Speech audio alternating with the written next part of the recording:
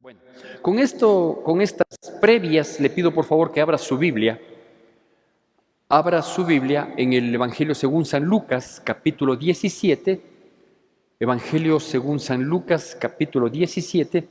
Y vamos a hacer la lectura de la palabra de Dios del versículo 20 al versículo 30. Lucas, capítulo 17, versículos del 20 al 30. Hago yo la lectura de la palabra y le pido por favor que usted siga con la debida atención y con la reverencia que amerita la palabra de Dios. Lucas capítulo 17, versículos del 20 al 30, la palabra de Dios dice así. ¿Tenemos todos, amén? Dice así. Preguntado por los fariseos cuándo había de venir el reino de Dios, le respondió y dijo: el reino de Dios no vendrá con advertencia, ni dirán helo aquí o helo allí, porque he aquí el reino de Dios está entre vosotros. Y dijo a sus discípulos: tiempo vendrá cuando desearéis ver uno de los días del Hijo del Hombre y no lo veréis.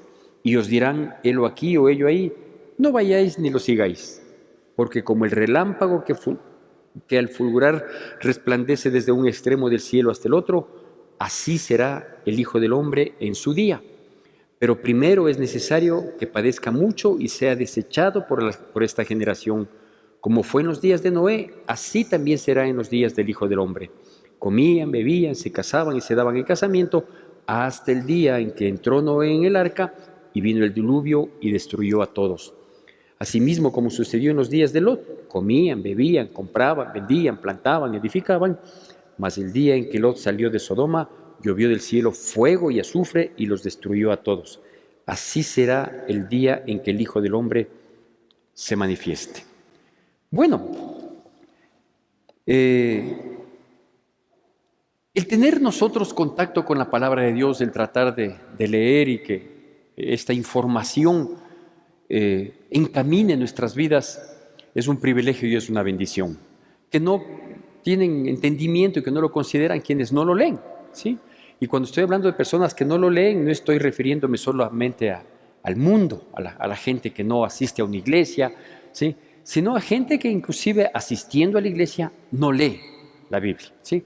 Pero para quienes no leen, para eso estamos aquí los domingos. Para los que leemos y para los que quizás, por cualquiera sea la razón, no lo hacen. Porque la Biblia es un conjunto de información, entre muchas otras cosas. La palabra de Dios tiene poder en todo, pero entre otras cosas, digo, es una fuente de información anticipada para que nosotros caminemos advertidos, ¿sí? Por eso es que la Biblia se le conoce como, y así lo menciona, inclusive Apocalipsis en su último capítulo, es un libro profético. ¿Qué significa esto? Que la Biblia tiene una información anticipada al acontecimiento de los hechos que se están sucediendo y que tienen que suceder, ¿sí? Entre esos está esta información, ¿sí? Dice que los fariseos y la gente en aquel entonces estaba un poquito preocupada por saber, unos de buena fe, otros no tan de buena fe, pero estaban preocupados por saber cómo es que tenía que cumplirse aquellas profecías que habían sido dicho con anticipación. Y en este relato, en este espacio, nosotros tenemos que entender algunos aspectos para poder saber bien lo que Cristo estaba diciendo en ese momento y que digo es información para nosotros. Tenemos que entender que hay una gran diferencia entre lo que es el reino de Dios, lo que es el día del Hijo del Hombre, ¿sí? Y lo que le espera a la iglesia como iglesia de Cristo Jesús, ¿sí? Entonces digo, hay que entender que son tres instancias totalmente diferentes, ¿sí? Entre lo que es el reino de Dios, lo que es el día del Hijo del Hombre, que lo menciona ahí, y algo que no está ahí dicho, pero que es necesario aclarar, porque está dicho en otras porciones de la palabra, ¿sí? Lo que tiene que esperar la iglesia en su relación con Dios, ¿sí? Entonces, permítame explicarle primero lo que es el reino de Dios. Dice que le preguntaron los fariseos a Jesucristo, le dicen, ¿y cuándo será esto del reino de Dios? Y Jesús les responde, les dice, versículo 21, les dice, el reino de Dios no va a venir con advertencia, es decir, no van a haber grandes señales para eso. No, el reino de Dios ya estaba profetizado, ya estaba dicho, y está entre vosotros. Es decir, Jesucristo mismo es el reino de Dios, ¿no es cierto? Entonces dice que Él había venido y que el reino de Dios estaba entre ellos y menciona una característica adicional en esta porción que acabamos de leer respecto al reino de Dios. ¿Cuál es la característica? Dice que Jesucristo, que es el reino que se había acercado a la humanidad, tenía que padecer mucho, ¿sí? Algo que ya sucedió y que lo estaremos conmemorando, Dios mediante, en el mes de marzo o abril, creo que es la Semana Santa, abril. Entonces, dice que Él tiene que padecer y que hay una generación, es decir, un tiempo de la humanidad, hay una generación que le va a desechar a Jesucristo. ¿Sí? A eso se refiere. Entonces dice, el reino de Dios ya está entre vosotros. ¿Quién es el reino de Dios? Es Jesucristo. Pero Él tiene, por un lado, que padecer, digo, algo que ya sucedió hace un poco menos de 2000 años, ¿sí? Pero dentro de lo que implica el reino de Dios, ese reino va a ser desechado por la humanidad. Dice que tiene que pasar una generación que le deseche, que no le tome en cuenta, que le dé la espalda, que le reproche, que le juzgue, que le critique. ¿Sí? Algo que también está sucediendo. ¿Sí? Usted ve hoy en día, por ejemplo, no es que sea nada común, para nada común, el hecho de que la gente busque de Dios, se rinda a Dios. No estoy hablando de actos religiosos, ¿sí? Estoy hablando de compromiso de vida, de testificar con la vida. No, es todo lo contrario, ¿sí? La segunda instancia, que no nos habla esta porción, pero que la Biblia habla con suficiencia, es lo que tiene que pasar con la iglesia, ¿sí? Si por un lado dice que el reino de Dios tendrá que ser desechado por esta generación, la iglesia debe estar en un periodo de fortalecimiento, de afirmarse, que las dificultades y problemas que sufre la iglesia como iglesia y que sufre la iglesia como miembros cada una de ella, es decir, las adversidades, los conflictos, las injusticias que nos toca vivir a veces de manera personal, ¿sí? Todo esto es un pulir de la iglesia, es un cernir de la iglesia, para ver quién queda y quién sale, quién permanece firme y quién, pues, tristemente tome decisiones equivocadas. ¿Por qué? Porque aquí viene la segunda instancia que viene a ser parte del reino de Dios. Y es que el Rey, Cristo Jesús, va a venir por su iglesia. ¿Sí? Y va a venir por su iglesia y la va a levantar, la va a arrebatar, conocemos los cristianos. ¿Sí? Asimismo, cuando nadie lo imagine, cuando nadie lo piense, ¿sí? En un abrir y cerrar de ojos, ¡ping! Los que estamos viviendo como Cristo nos pide que vivamos, los que soportamos cualquier situación por causa de Cristo, los que somos definitivos, determinados, entregados, comprometidos, ¿sí? Desapareceremos delante de los ojos de los que no lo son así. ¿Sí? No solo de los ateos, no solo de los perseguidores, no solo de los blasfemos, de los escarnecedores, no. Habrá mucha gente, ¿sí? Que va a las iglesias a calentar un puesto, que escucha, a veces alguna cosa le causa en su estado emocional, pero no cambia su vida, pero no se compromete, pero no testifica, pero no se vuelve una luz para su entorno, ¿no? Sino que más bien hay gente, por ejemplo, que dice, yo no quiero ser fanático, yo prefiero ser más equilibrado, ¿sí? Más equilibrado. De tal manera de no ser así, que bestia, muy comprometido, que no acepto ni un trago y que yo soy moderado. Me llevo bien con los cristianos y me llevo bien con los mundanos. ¿Sí? Tengo un pie en el mundo y otro pie en el reino de Dios. ¿Sí? ¿Sabe qué pasa cuando uno tiene un pie en el mundo y otro pie en el reino de Dios? Que el mundo le jala tanto que le descuartiza. Y descuartizado, ¿sabe a qué lado cae? No cae al lado del reino de Dios, cae al lado del mundo. Entonces uno no puede darse esos lujos, entre comillas, ¿no? Que son lujos satánicos. De decir, no, yo soy equilibrado, yo vivo bien, tranquilo, no soy de los fanáticos, no soy de los radicales, ni mucho menos. ¿Sí? Pues déjeme decirle que la iglesia por la que Cristo viene es una iglesia santa y sin mancha. ¿Sí? Es una iglesia santa y sin mancha. Es decir, no viene por gente que ha pasado mucho tiempo en una iglesia.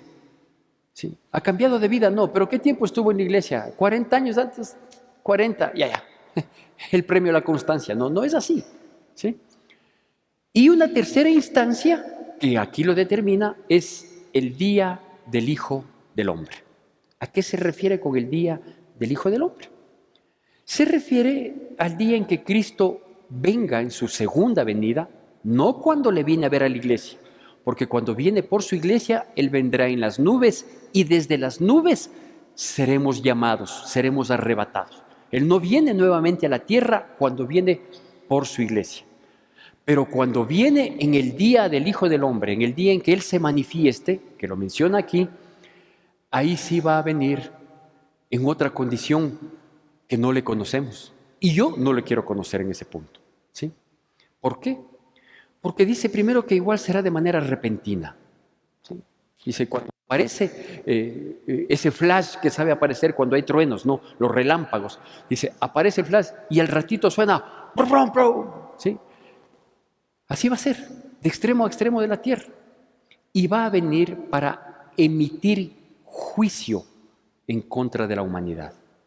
Va a venir para emitir juicio en contra de la humanidad. Y la humanidad va a estar en una condición de tanta tranquilidad, de tanta paz, que no espera que eso suceda. No espera que suceda. Por eso dice la palabra de Dios que acabamos de leer, ¿no? Dice, ¿será como en los días de Noé o como en los días de Lot? Sí, que la gente se casaba, se daba en casamiento, vivía normalmente, parecía que todo era normal. ¿Sí? Dice, hasta cuando Lot entró en el arca y comenzó a llover y se emitió un juicio que destruyó a todos los que quedaron fuera del arca.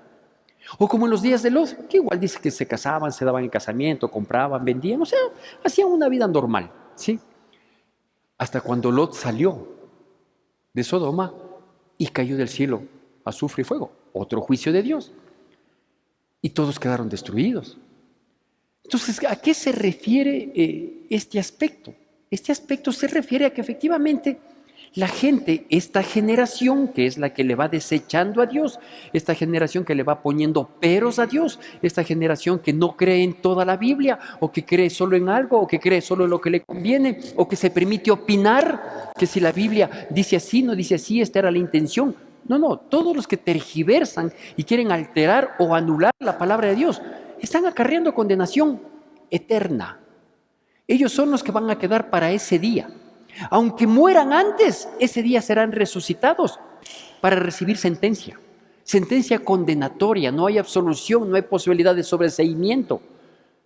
Perdón por los términos legales que a lo mejor no todo el mundo lo entiende. Pero no es que van a tener un último chance, no. Los que llegan a ese día, que es el día de manifestación del Hijo del Hombre, o que podemos decir que es el día del juicio final, de la sentencia de condenación eterna para suplicio eterno, dice que ellos van a estar así, muy tranquilos, como que no pasa nada, se casan, se dan casamiento, compran, venden, o sea, todo aparentemente normal. Pero Dios en su infinita misericordia a nosotros, a sus hijos, a su iglesia, nos advierte y nos dice, ¿sabes cuál es la señal que va a preceder a aquel día?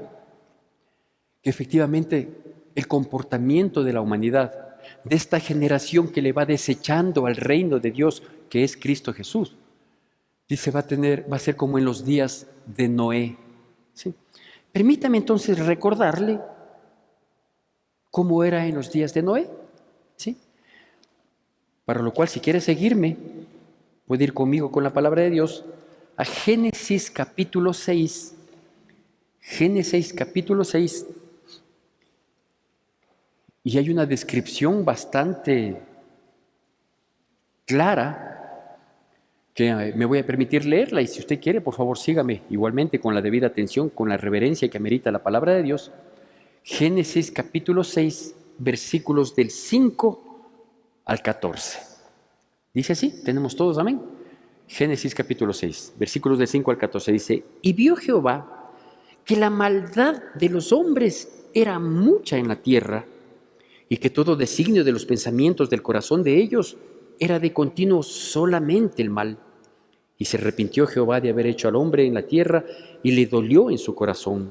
Y dijo Jehová: raeré de sobre la faz de la tierra a los hombres que he creado, desde el hombre hasta la bestia y hasta el reptil y las aves del cielo, pues me arrepiento de haberlos hecho. Pero Noé halló gracia ante los ojos de Jehová. Estas son las generaciones de Noé. Noé, varón justo, era perfecto en sus generaciones. Con Dios caminó Noé. Y engendró Noé 3 hijos, a Sem, a Cam y a Jafet. Oiga, y se corrompió la tierra delante de Dios, y estaba la tierra llena de violencia. Y miró Dios la tierra, y he aquí que estaba corrompida, porque toda carne había corrompido su camino sobre la tierra. Dijo pues Dios a Noé: he decidido el fin de todo ser, porque la tierra está llena de violencia a causa de ellos, y he aquí que yo los destruiré con la tierra. Hazte un arca de madera de gofer, harás aposentos en el arca y la calafetarás con brea por dentro y por fuera. Y luego están las indicaciones de cómo tenía que ser construida esa arca, ¿sí? Si por un lado Jesucristo nos advierte, Él que es el reino de Dios, que está entre vosotros, les dijo, respondiendo a los fariseos en aquel entonces, dice, el reino de Dios no va a venir con advertencia, ya está entre ustedes.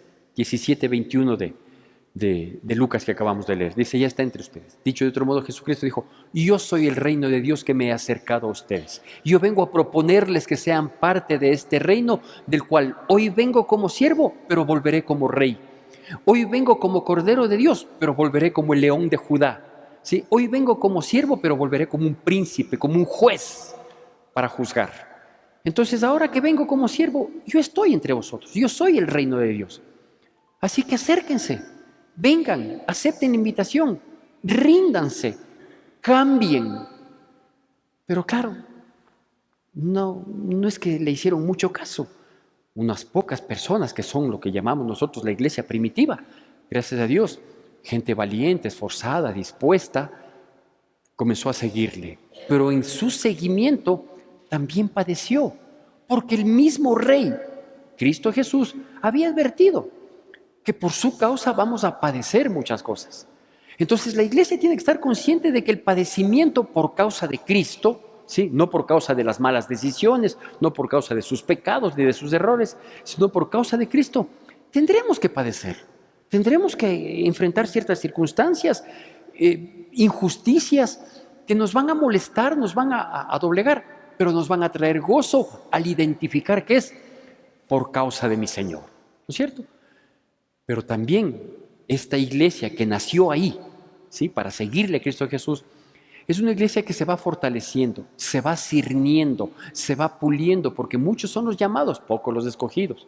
Sí, aún de entre los escogidos, muchos tendrán tropiezo y desistirán y declinarán. Nosotros como iglesia de Cristo somos el remanente de Dios. Es decir, no es todo el que dice Señor, Señor, no es así.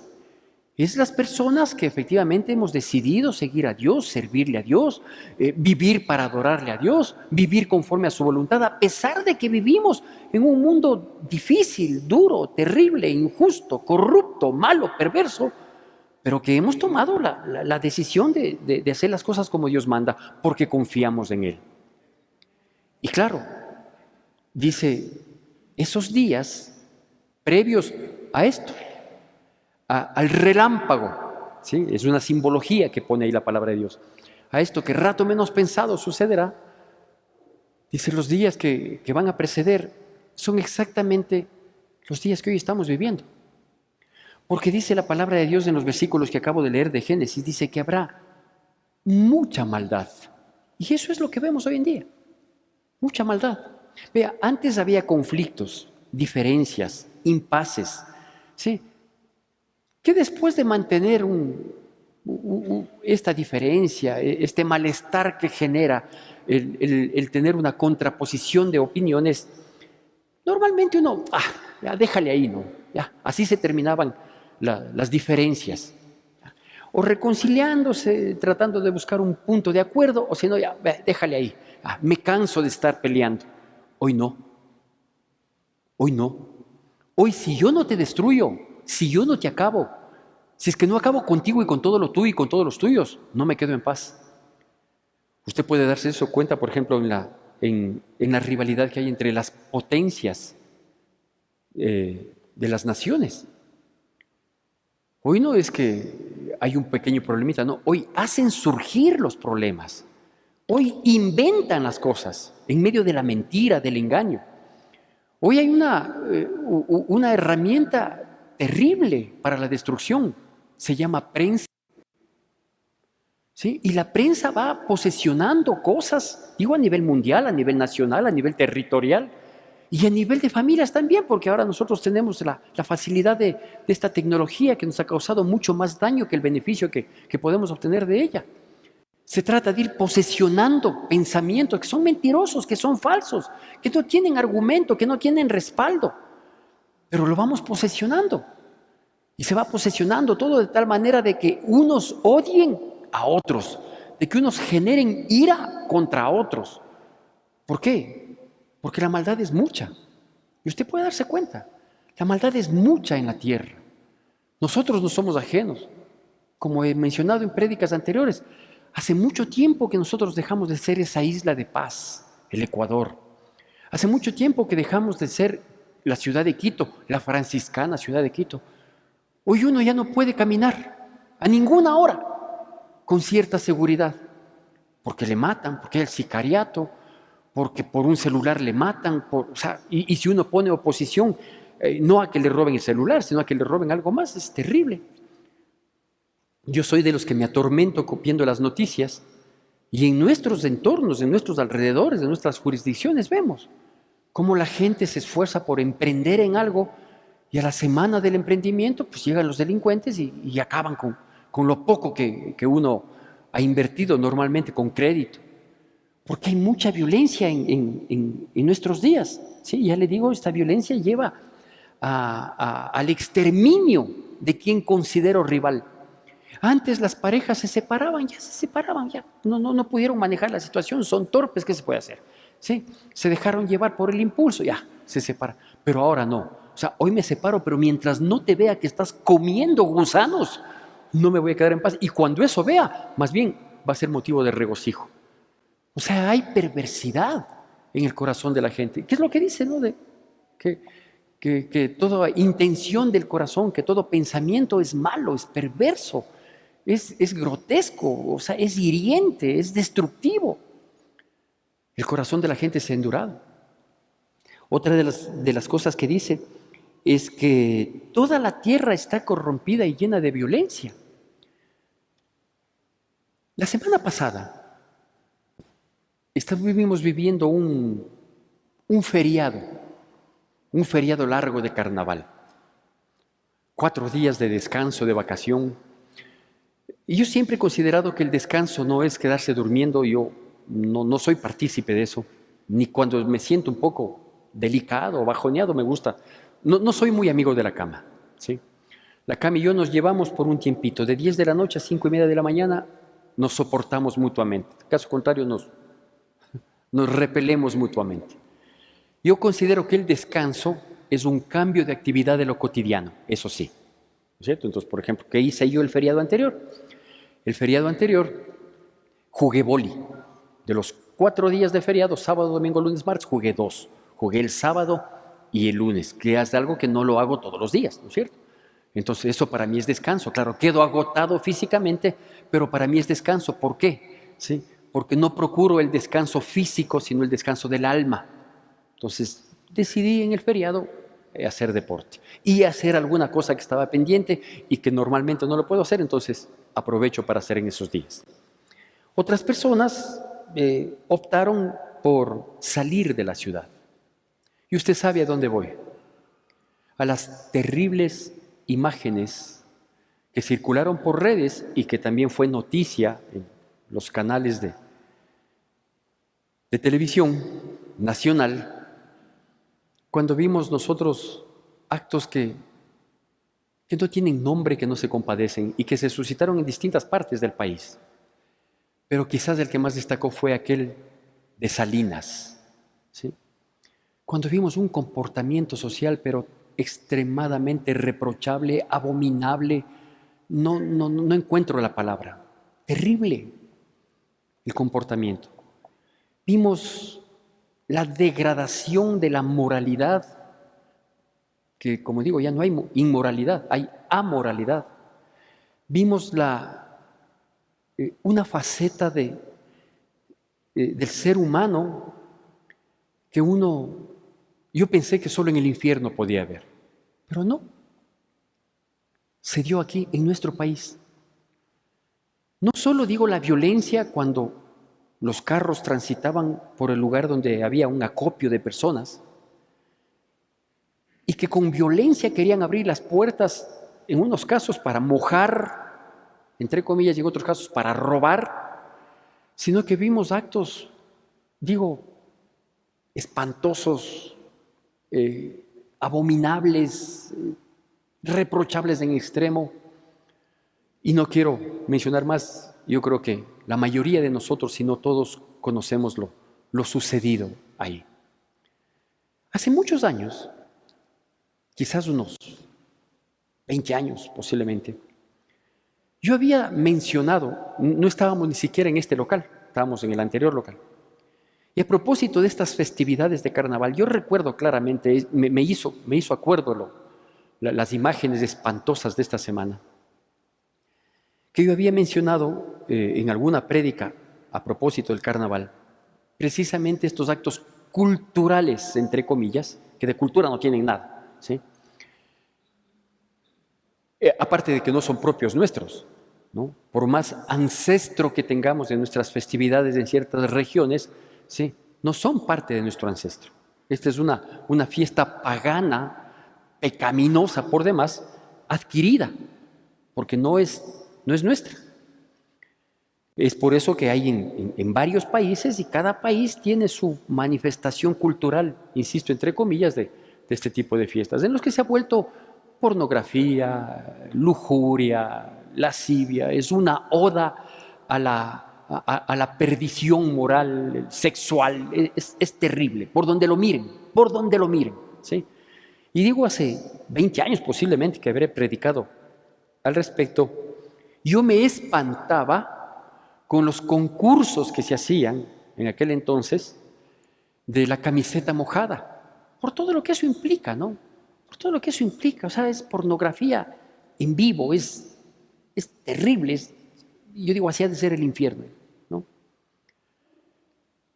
Y ahora tener que mirar lo que miramos en esta semana y ver el comportamiento social, no solo inmoral en el aspecto sexual, que es lo que destacó, sino también acá en un balneario muy cercano a nuestra jurisdicción, en el que había acceso gratuito, ¿sí? Y obviamente las personas que querían aprovechar de esta gratuidad en un balneario fueron muy temprano, y cuando se copó el límite establecido para el balneario, se cerraron las puertas.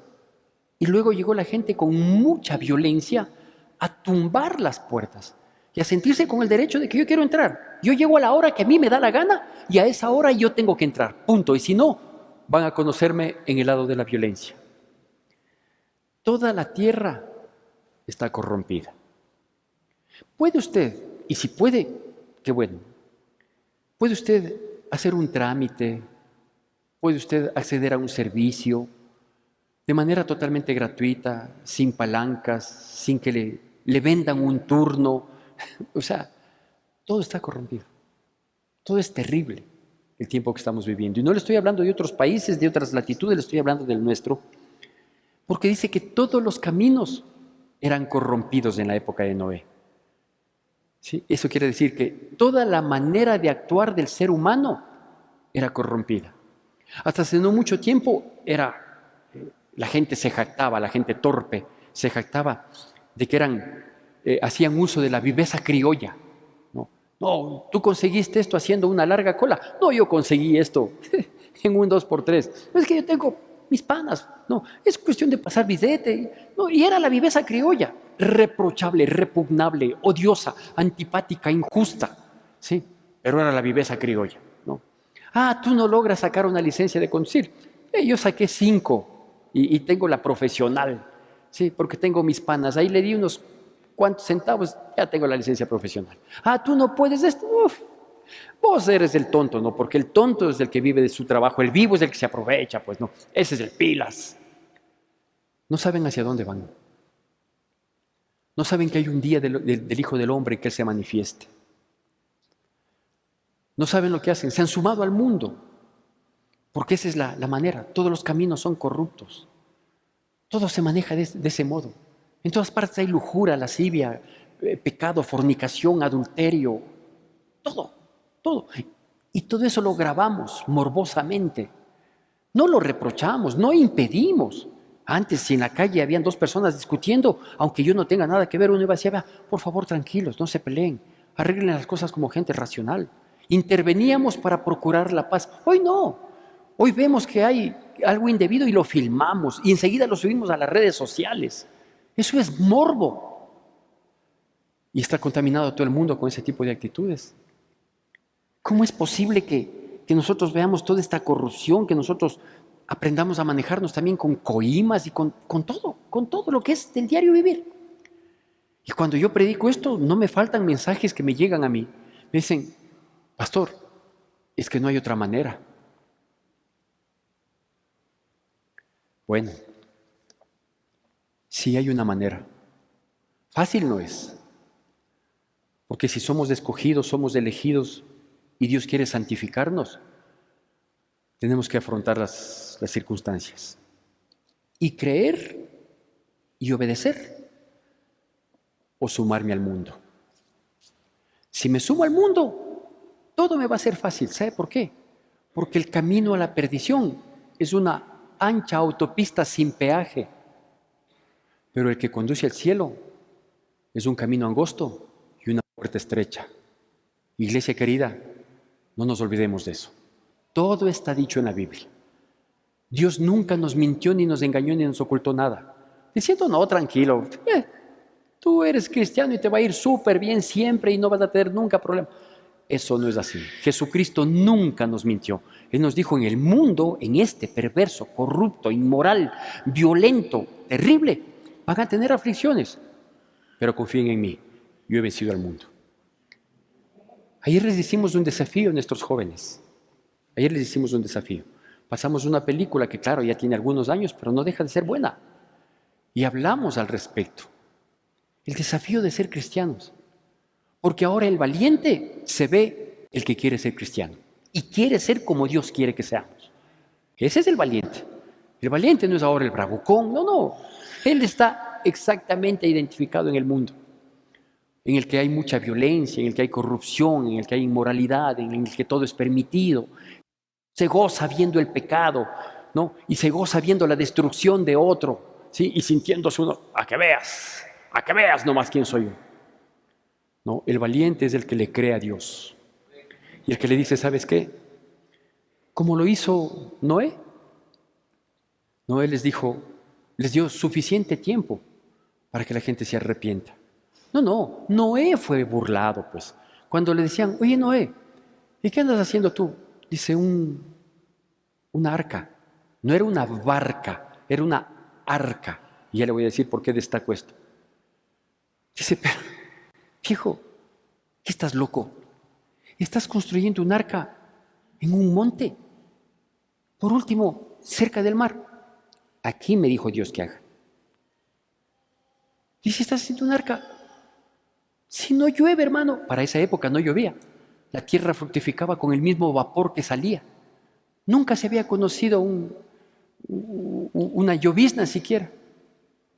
Y dice, estoy haciendo porque Dios me mandó a hacer. Dios. ¿Y quién es Dios? Seguramente es alguna idea tuya. Ya estás mal, ¿no? Ya estás loco, estás temático. Ese radicalismo, ese fanatismo que tienes por Dios. Porque la Biblia destaca, ¿no? En Noé, en Génesis que vimos. Que era un hombre perfecto, que caminaba con Dios. O sea, le gustaba hacer las cosas a la manera de Dios. Pero claro, ridiculizado, juzgado, criticado. ¿Qué tal loco, no? Está loco este Noé. Nadie le creía, nadie le hacía caso. Todos se burlaban, todos le señalaban. Y ellos seguían casándose y viviendo y comprando y todo normal, ¿no? O sea, el único torpe, entre comillas, era el tonto de Noé. ¿Sabe qué significa el nombre Noé? Consolado de Dios. Eso significa Noé. Y si nosotros somos señalados, juzgados, criticados, injustamente maltratados, ¿sí?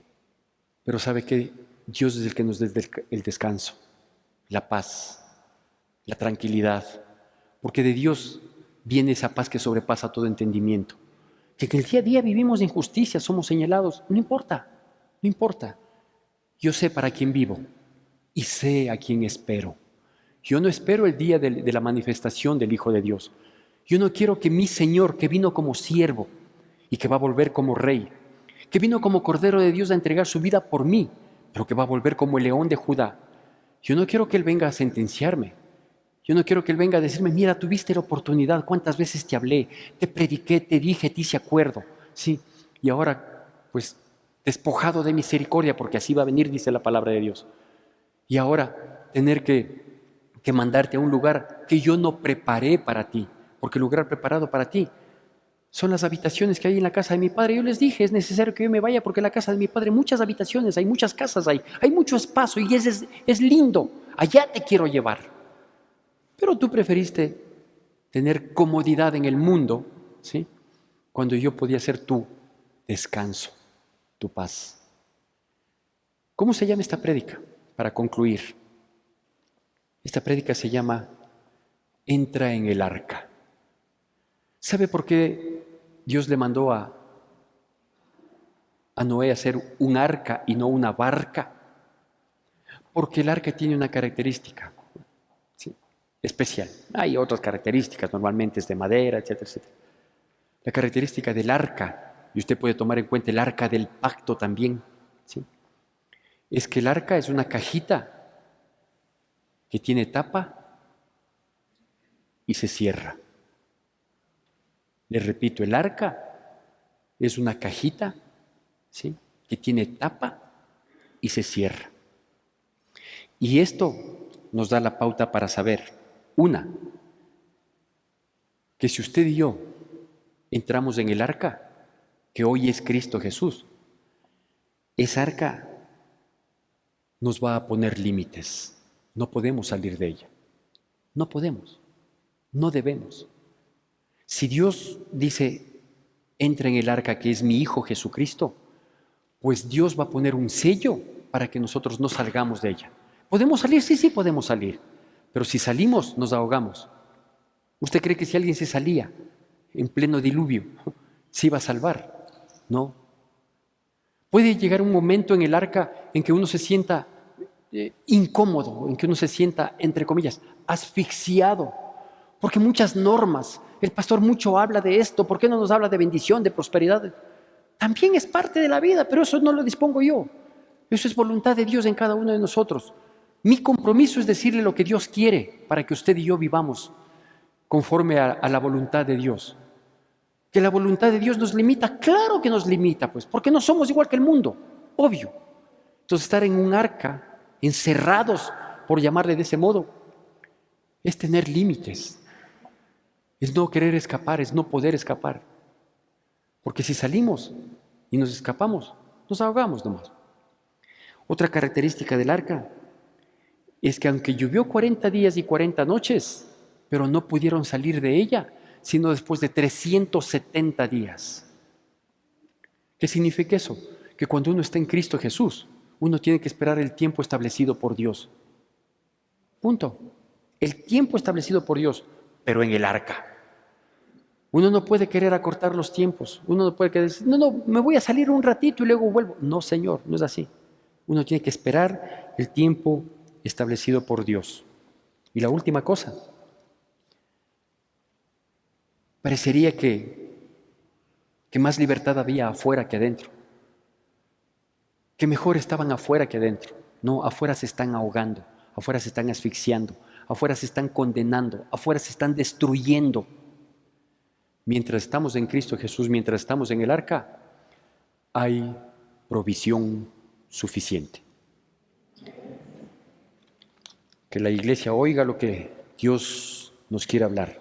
Son tiempos difíciles, así es, ¿sí? Pero ¿sabe qué? Al Señor al que servimos, al Señor al que seguimos, es mucho más fuerte que cualquier dificultad humana. Que Dios bendiga poderosamente nuestras vidas en Cristo Jesús. Que la gracia de nuestro Señor Jesucristo, el amor de Dios nuestro Padre, la comunión y consolación de su Santo Espíritu sea con todos y cada uno de nosotros, y el pueblo de Dios, que es el pueblo más feliz sobre la faz de la tierra, dice: Amén. Te recordamos nuestras actividades. El jueves 2 de marzo nuestro pastor nos compartirá un mensaje de reflexión. Además tendremos las células de hogar a las 7 de la noche. Viernes 3 de marzo, reunión de oración a las 7 de la noche. Madres unidas para orar todos los sábados a las 7 de la mañana. Reunión de adolescentes el sábado 4 de marzo a las 4 de la tarde y de universitarios y profesionales a las 6 de la tarde. Reuniones presenciales todos los domingos a las 7:30, 9:15 y 11 de la mañana. Seguimos en oración todos los días a partir de las 9 de la noche. Tu donación es importante para sostener la obra de Dios. Puedes realizar tus aportes en la cuenta de la Iglesia Evangélica Centro de Adoración Cristiana o acercarte a las oficinas de la Iglesia. Gracias por acompañarnos.